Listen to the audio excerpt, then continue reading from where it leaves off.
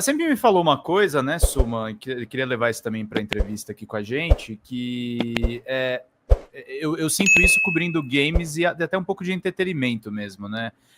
Como a gente é claramente posicionado à esquerda, né? A gente declara nossos votos, a gente fala abertamente de política, a gente aborda muita coisa aí. Nos games eu sou visto como petista dos jogos, né, cara? A galera me estigmatizou assim, e muitos dos caras grandes, assim, de grandes streamers, você fala assim, teve streamer grande de jogos que... Eu tô falando de videogame, no caso, não tô falando de esporte, né? Mas ligou pro Bolsonaro. E no futebol a gente tem o Neymar, né? O Neymar puxou couro pro mito. Não importa, assim, mesmo se ele disser agora que ele não tá apoiando político nenhum, a gente sabe exatamente quem essa galera apoia. Como é que foi o desafio, Suma? Inclusive, você tem um programa muito legal de entrevistas também, que tá no YouTube. Eu preciso cavucar ainda e recuperar as entrevistas que você fez por lá. Mas você já entrevistou os principais jornalistas do Rio Grande do Sul. Sim. E aquela coisa, você é um cara claramente posicionado. O quanto isso te prejudicou no esporte ou te prejudicou nessa questão do trampo? E, ao mesmo tempo, o quanto isso também te diferenciou dos colegas? Porque é muito fácil também, por conta disso, de você não se posicionar, você cair numa certa mediocridade, né? Então, eu acho que você pegou um ponto que para mim é fundamental, Pedro. É inegável que foi me sufocando em oportunidades mais tradicionais de trabalho, né? Então, no Rio Grande do Sul nós temos um mercado muito diminuto para quem trabalha com jornalismo, né? Só que vamos combinar que isso em épocas, temperatura e pressão normal, que a gente tem as plataformas tradicionais de transmissão, né? Que você tem lá o rádio, a TV, o jornal impresso. Eu atuei nesses 3 modais. Quanto mais foi abrindo a coisa da internet, mais isso foi se pulverizando. E eu, desde o princípio da minha trajetória, sempre fui muito posicionado, né, com os meus valores inegociáveis e tal. E isso é óbvio que me reprimiu muito para oportunidades de mercado. Por exemplo, eu jamais trabalharia na RBS. Não só porque não gostaria de pertencer àquele ambiente, em determinado momento talvez fosse importante para mim, né?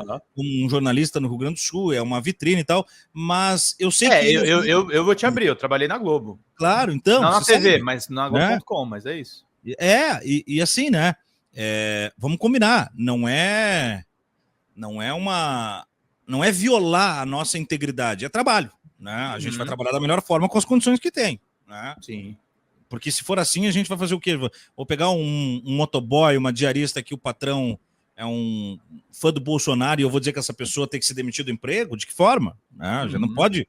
Essa lógica ela é muito confortável para análise teórica de sofá de quem não tem boleto para pagar. Bom, só que isso, obviamente, sempre me restringiu muito a acessar os veículos tradicionais.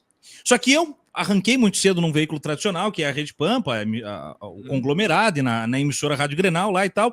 Eu fiquei de coordenador, eu montei toda a grade de programação, era uma emissora que estava surgindo. Eu tive essa sorte, tá, Pedro? Eu começo a minha carreira bem no momento que uma emissora está surgindo, então estava tudo muito em aberto, muito verde, ninguém sabia muito onde chutar, assim, e as oportunidades vieram caindo no meu colo, assim.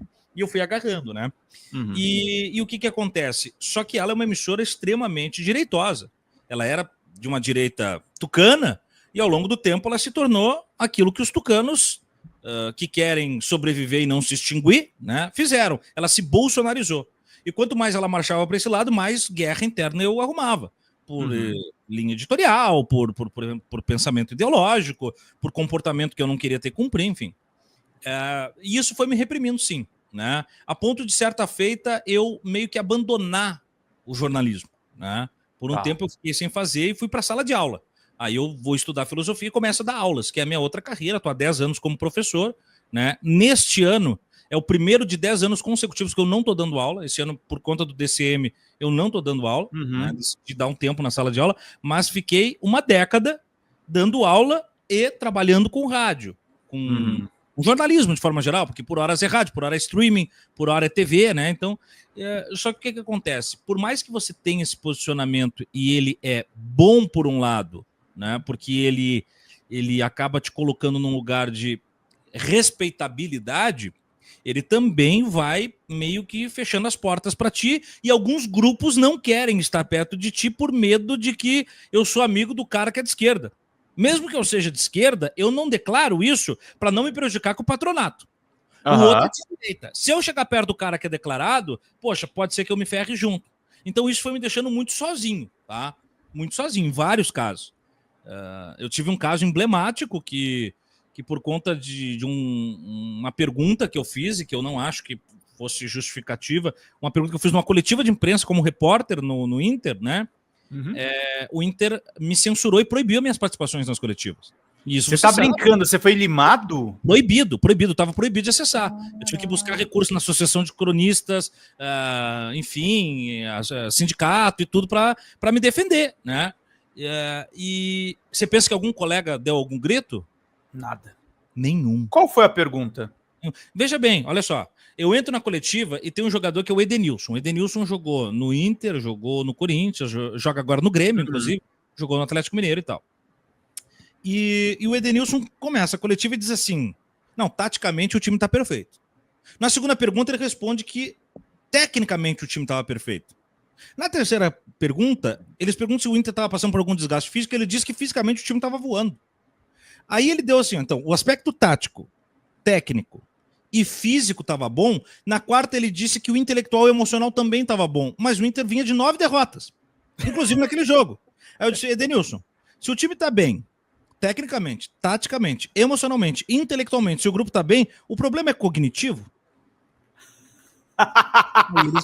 Os caras se ofenderam, mas numa boa. Não é que eu tava chamando o cara de burro nem nada, mas é que você tá tirando com a nossa cara, entendeu? Dizer que tá tudo bem se o resultado não tá vindo, tem que ter algum problema. Só que esse é o problema do futebol.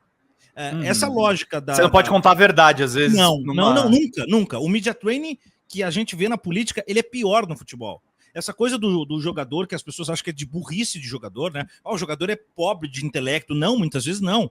Ele é treinado para dar aquelas respostas padrãozinhas que nunca vai colocar ele numa saia justa. Não, nós vamos aqui em busca do 3 pontos, graças a Deus, e o que o professor falar nós vamos fazer. Isso nunca dá errado, Pedro. Agora, você imagina se eu saio esbaforido de um jogo de primeiro tempo, perdendo, e diz assim: e aí, por que perdeu? Porra, perdi porque o zagueiro, aquele imbecil lá, soltou uma bola boba. Acabou o time, entende? Porra, o centroavante perdeu um pênalti. Ele nunca vai falar isso. Os que falam acabam também engavetados, né? Então, só que eu era um cara de fazer as perguntas que ninguém fazia. Claro. E o que acontece? Porque eu acho que esse é o nosso papel, né? Sim.